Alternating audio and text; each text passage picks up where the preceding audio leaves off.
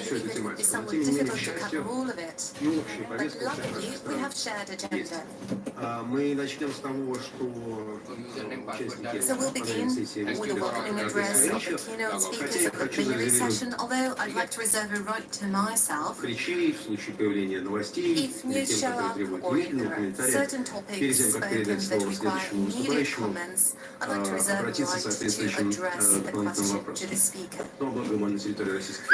Luckily, we are the territory of the Russian Federation, and the first speaker is our host, President Putin.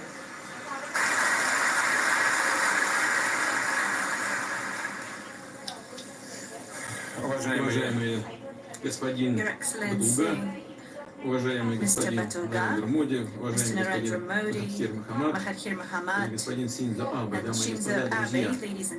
Прежде всего хочу обратиться к нашим иностранным гостям, и к лидерам стран, которые здесь представлены, represented here, as well as our foreign partners gathered here in this hall. I would like to thank you for showing such respect for Russia, and you pay such attention to the development of relationships between our countries. And I'm sure that our work these days will be of the highest level and will be useful for all of us. I'm glad to welcome you at the Eastern Economic Forum.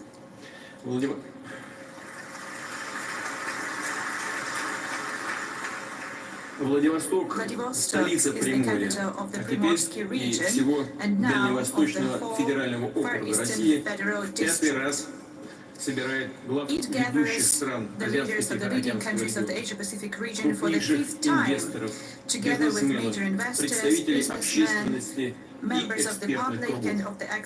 В этом году мы принимаем свыше 8500 участников из 65 стран.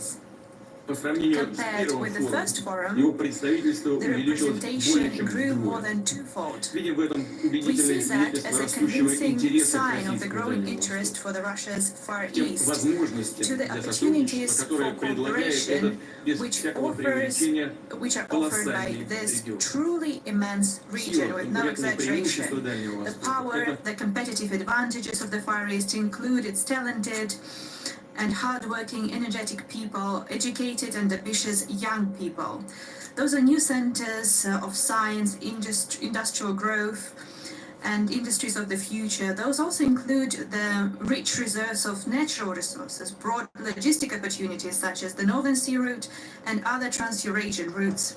And finally, that's the proximity with the fast-growing economies with the most dynamic region, that is the Asia-Pacific region. Naturally, when we adopted the long-term strategy for the development of the Far East in the middle of the 2000s, that is 15 years ago, we focused on the maximum degree of openness for the region, for it to be closely integrated into the economic, transport, educational, and humanitarian space of the Asia-Pacific region, and if we look at it more broadly, of the whole world. For the development of international and border cooperation, investment and technological partnerships, and that is for the creation of new opportunities, first and foremost for our citizens, for their work and for their life. That was indeed a sharp, historic turn.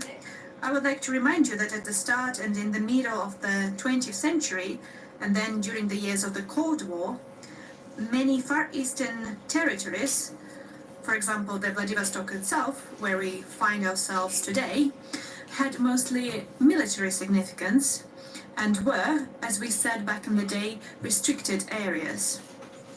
This was also reflected in the development of those regions. Social and economic development was lacking.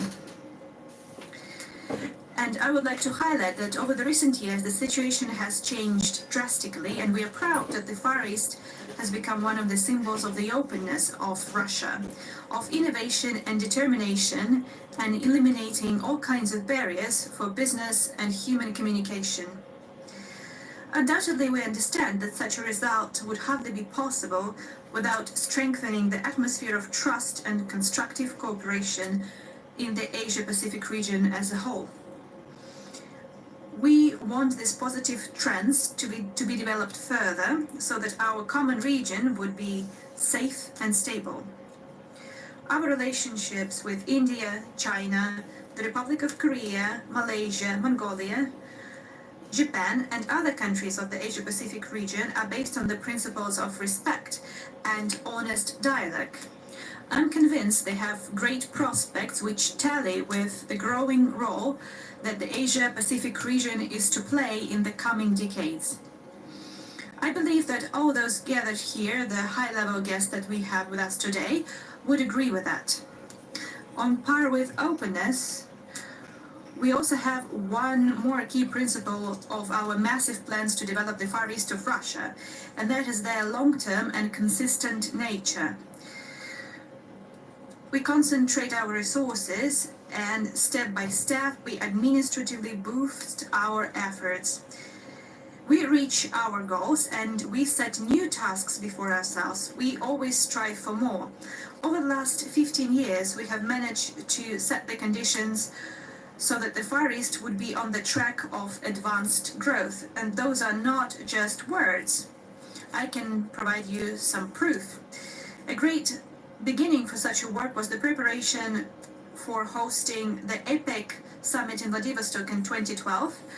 We have invested great resources in modernizing transport, business and educational infrastructure in the city, in improving the capital of the region as a modern, dynamic city for people. As one of the scientific and educational centers in the Asia-Pacific region, of course we understand that a lot remains to be done, but we have also achieved a lot. And then, based on our achievements, we will launch major infrastructure, transport, industrial projects. And at the same time, while we try to improve business climate in our country, we have also proposed drastically new, in many aspects unique, instruments of support for business in the Far East, which are globally competitive. I would like to address all our colleagues who are going to invest in the Far East of Russia. Please use these opportunities. You should study them once again. Those are not just promises. This is actual practical steps which already function. So in the region we have 20 priority development areas for social and economic development with special conditions for industry, preferential tax treatment and government support measures. We have already 369 registered residents there, and they have struck deals for more than 2.5 trillion rubles, and they have, we will provide more than 60,000 new jobs. They have already invested 344.8 billions of rubles in investment and created 19.5 thousand jobs. Now we have the free port of Vladivostok, which spans across 22 municipal entities, and its purpose is to help the integration of the Far Eastern regions in the economic space of the Asia-Pacific region. They will help to boost our high-tech industries. The advantages of the free port were already used by 1,404 residents that have signed their agreements, business deals for 700 billion rubles, and they are going to create 68,000 jobs. They have already invested 95.2 billion rubles and created more than 10,000 jobs. This is a fact. And in overall, thanks to the measures of support, starting from 2015, the investors have already invested 612 billion rubles into our economy, and they have launched 242 production facilities and created more than 39,000 new jobs.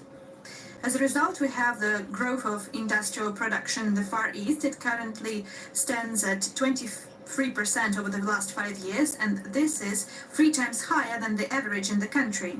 The center of new competences, exchanges between the young people and international cooperation, bold experiments in educational, science, new technologies. That is the Far Eastern Federal University, where we are gathered here today, as we are always gathered for this forum. And last year, 20,000 students studied at the university, and among them 3,500 foreigners from 74 countries of the world. More than 200 professors from abroad are teaching at the university, and we plan to further develop research infrastructure at the university, including the mega science lab construction. We can be sure that the university in the future will be a part of the backbone of the joint educational space of the Asia-Pacific region. Dear friends, at the previous Far Eastern forums, we have talked about the significance of the Far East for Russia, about our plans and tasks to develop it, of the instruments of support for business, how we can tap into those instruments.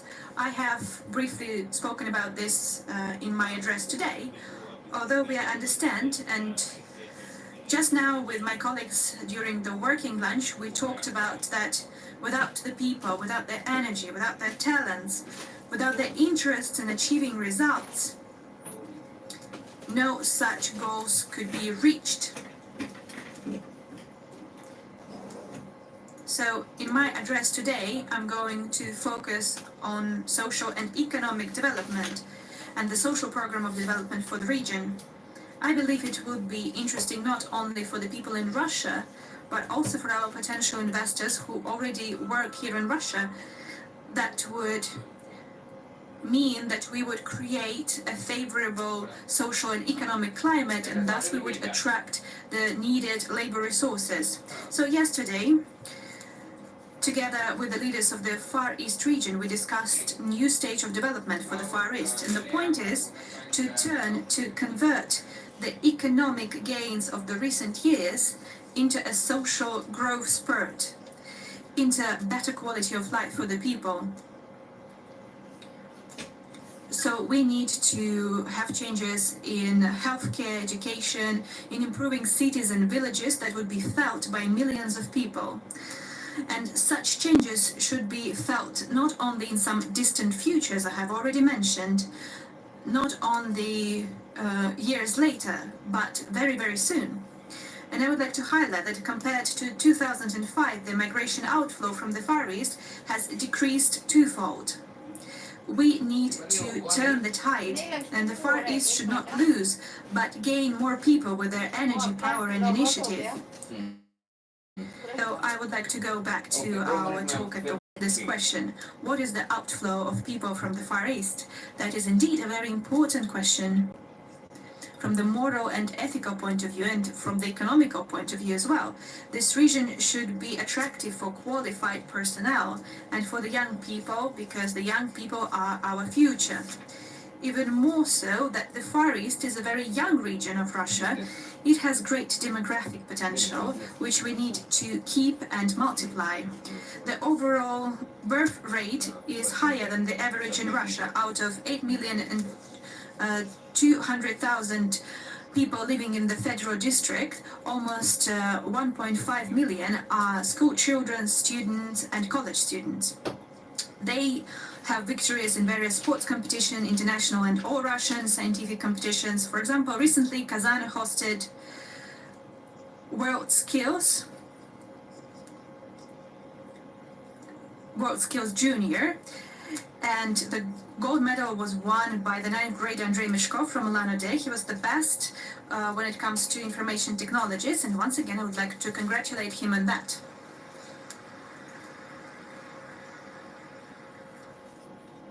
So we have talented, gifted, creative people here in the Far East. They are capable to take on the world and reach ambitious goals. So the first and key task for the new development of the Far East is to support the young people, to do everything in our power so that the young people would have the broadest opportunities to get education, find themselves in life and in professional setting, to start a family and raise their children, so that they will make their contribution into development of the Far East so close to them. And first and foremost, we need to boost the construction, modern construction that is, and it should be affordable for the people. And yesterday with my colleagues, the leaders of the region, we discussed this very question, and we want to launch a special mortgage program in the region. And young families could take a mortgage to buy a flat or a house in the Far Eastern regions only under 2% interest rate per year. And recently, we had a preferential interest rate in mortgage, that is a 5% interest rate. And my colleague said yesterday that it was not enough. And I would like to tell the leaders of other regions that it is not possible to do all around the country, and that would actually have no effect, because this measure is there to attract highly qualified personnel to the Far East of Russia. We need to launch this program this year, and it would last for 5 years. And why? Because we need to define and earmark the financing and the sources of financing in future, because this is a long-term program. We need for it to cover the first stage market, that is the new construction, and for individual construction, for those people who have taken the Far Eastern Hector, the so-called Far Eastern Hector, as the source of financing. We can use the money from the state program of the development of the Far East.